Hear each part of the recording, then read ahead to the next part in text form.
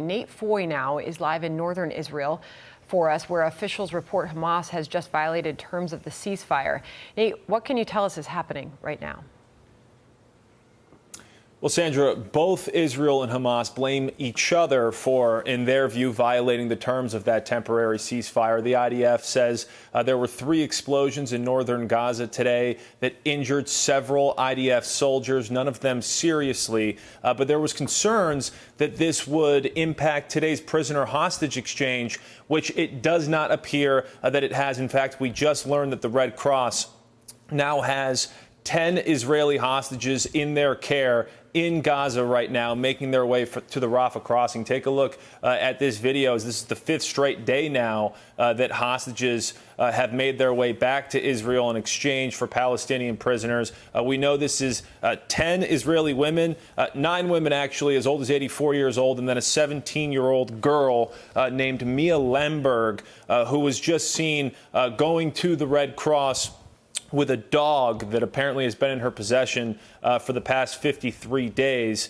Again, this is the 5th straight day that there has been an exchange. Another 30 Palestinian prisoners going back as part of that deal. Those Israeli hostages will make their way into Egypt and then Israel, either by bus or helicopter, once they've been evaluated medically and psychologically, and then they'll reunite with their families. But I want to show you that scene from northern Gaza earlier today. Take a look at this video.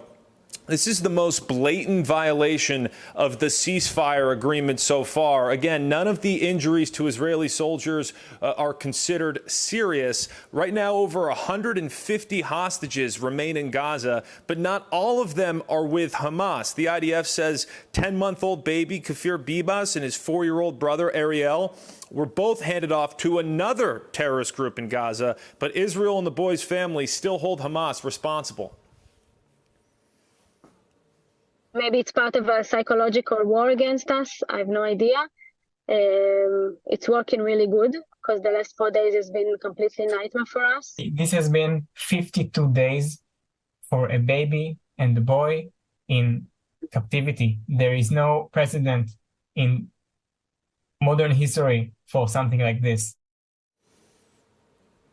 Sandra, that psychological warfare has continued today. There was a delay in getting these Israeli hostages back, but again, they're now with the Red Cross and on their way back to Israel. We'll send it back to you, Sandra. Nate Foy there live in northern Israel for us. And as we Fox News alert on here, we are confirming 12 hostages released tonight. This is per the IDF. This is breaking just now.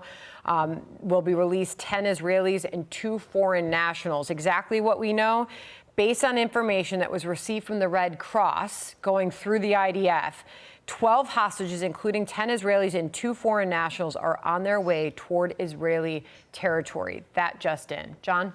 All right, let's bring in retired Lieutenant General Keith Kellogg. So we don't know who the foreign nationals are.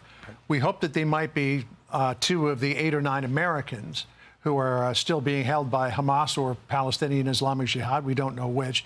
William Burns is currently in Doha, Qatar, along with the head of the Mossad, having talks with the Qatari prime minister to try to get the Americans out.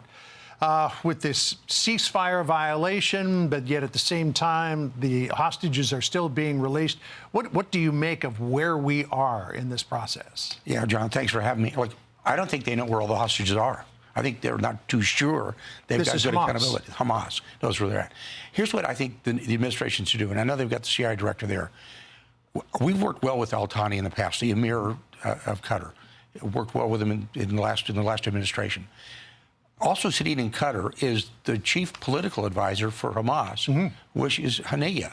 And I'd say get those 2 together and say, one. Well, he's not just the political advisor. He's the head of the political wing of Hamas. The Hamas. And I'd say, one, let's get an accounting of where everybody's at. Do you have a full accounting of these people? Where are the Americans at? I think there's kind of an insult to the Americans who've been key pusher of this whole ceasefire to not have any Americans come out, except for the ones they had recently come out just the other day. So I think there's a real problem on accountability, where they're at, where they're coming out. I think Hamas is using this very, very well strategically. And what I mean by that is they're pushing this out because they want a ceasefire. They want a long-term effort. And I think this administration is actually into that game where it's a ceasefire or a pause, and it works against the Israelis because the Israelis want to finish this job. They want to eradicate Hamas, but I think that's, in this administration, it's not a primary goal, it's not a secondary goal, probably a tertiary goal. So it really is playing into Hamas's hands, in essence, but that's the reason why they took these hostages in the first place, so that when their back was against the wall, as it is now, they could try to slow roll this whole thing by saying, well, we'll release some hostages here, some hostages there, as long as there's a ceasefire. And as the ceasefire is taking place, of course, Hamas is regrouping, rearming, and bringing international pressure to bear on Israel to make this ceasefire permanent so that Hamas can survive, which is exactly the opposite of what every Israeli official, and literally every Israeli that I talked to when I was over there, said. They said, enough of this game of cat and mouse with Hamas. This has got to end. One way or another, it's got to end. But if Hamas has its way, it's not going to end. Yeah, look, where I come from, decency and depravity shouldn't be in the same neighborhood. And you're looking at Hamas and the Israelis that are there. And I think Israel should be allowed to finish that job. They've got to eradicate Hamas, because if they don't, then you're going to have, this is just going to go on and on and on. And they can bring in somebody else to represent the Palestinians. There are people out there they can do that with. You know, you've got Mohammed Dalan, who's sitting with in UAE right now, who is part of the old Fatah organization, but he's a relatively young man who's involved with the Palestinians. Bring somebody like that in. Get rid of Mahmoud Abbas and bring somebody in who can actually work with the Israelis. You know, one of the stories that we have been following today is the story of Kfir Bibas, who is the 10-month-old, I think 11 months old now, because I think he had a 1-month anniversary at least, in captivity. We have no idea what the status of Kfir is. Maybe he's among these 10 Israelis that have been released, because Hamas does this. It watches the flow of news and says, oh, here's how we can gain some good PR. Let's release maybe Kfir Bibas or somebody else. But here's what Kfir Bibas's great aunt said about what Hamas is doing. Listen here. I can't say we are surprised about the level of cruelty and inhumane behavior from Hamas. In this deal, in this ceasefire, they signed an agreement to release all women and children. Tomorrow is the last day, supposedly, of this ceasefire, of this agreement, as it was signed. And there's still no news about my family, if they'll all be returned or not. You can imagine the stress that the family is under. Now, hopefully Hamas wouldn't let a baby die in captivity. We don't know, though. But I just wonder if, given the flow of news today, and Hamas looking for a PR victory, if maybe Kfir Bibas is among these hostages who've been released. But we've also heard that he was turned over to another terror organization. We don't know if it was Palestinian Islamic Jihad or somebody else. Yeah, that's where I go back to this accountability. I don't think they know where they're at. Look, let's make sure we fully understand and realize. In 7 October, they killed 31 Americans. These people are not Jeffersonian Democrats. They're a terrorist organization. We designated them a terrorist organization in 1997. They are not friends of the Israeli. They call them Zionists. They want to eliminate Jews and eliminate the state of Israel. And we have now started to treat this primarily as a hostage recovery issue. And I think we're shortchanging the Israelis. They are looking at this much differently. This to them is something that is existential in nature. This is a fight for survival. And we need to realize this and support them to the best degree possible. I hate to say this, and I don't have any reason to say this with any great knowledge, but I still believe, I don't think they know where they're all at. I'm not sure you're ever going to get a full accounting. You know, Hamas is everything that you said they are, but they also know how to play to international sympathy. I mean, just look at college campuses across America. That'll tell you that. I mean, I go home every day to graffiti that's sprayed on an overpass on the George Washington Parkway that talks about freeing Gaza, right? Ceasefire in Gaza, free Gaza. They know how to play the PR game. The goal of Yahya Sinwar, who is the leader of Hamas in Gaza, is to survive.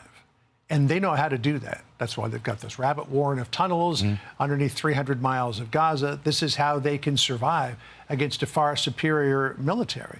But if they can bring enough international pressure to bear against Israel, that, I mean, obviously it wouldn't be political suicide in Israel, but it would be potentially very difficult for Netanyahu to say, we're starting the bombing again. He's determined to do it, but against such international pressure. How does he do it without becoming an international pariah? I think everybody needs to stand up, to include the President of the United States and everybody across the world, say there's a level of moral certitude here. This is wrong. What they are done have gone beyond the pale. And we need to push back on that really hard. We haven't seen this type of extermination of the Jews since the Holocaust. And let's make it very clear to you, you're picking a moral path.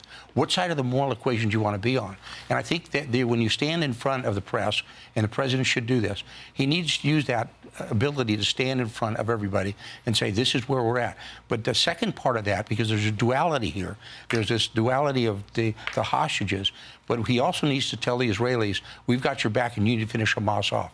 The only way this is going to get solved is if they eradicate, in the purest definition of the term, eradicate Hamas. But the president almost seems like he's going wobbly on that front, because he knows that he's losing political support among Arab Americans.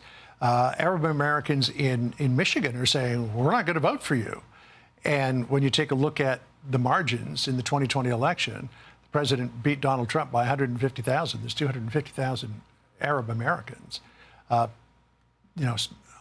concentrated, I guess is the word, in the Dearborn, Michigan area. Yeah. He looks at potentially losing Michigan if he stands side to side with the Israelis and doesn't give a nod to the Palestinian side. And the best way for him to do that is to get out there and say, let's keep this ceasefire going.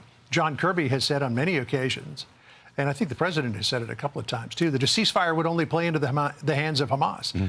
We're not hearing that to the same degree that we were weeks ago. Yeah, I wish he'd read the book Profiles in Courage again. Maybe he can figure out where he's supposed to be going, the one that Kennedy wrote years ago. Look, there's a moral equivalence here that I want to make sure everybody understands. It's very, very clear to me. And it should be clear to everybody in the world. And he needs to take a stand. And when you look what's happening in Israel and what happened on 7 October, really is a very, very clear mark, a very clear mark line. We say you're on either this side, the right of decency and justice, or on the side of depravity. And that's what I said earlier. These two things don't work together well in that area. And I'm talking about Hamas and the depravity of their actions and the decency of a democratic nation in Israel. All right. General, thank you. These are Israeli hostages being transferred from, I guess, the International Committee of the Red Cross into Israeli custody at the Rafah crossing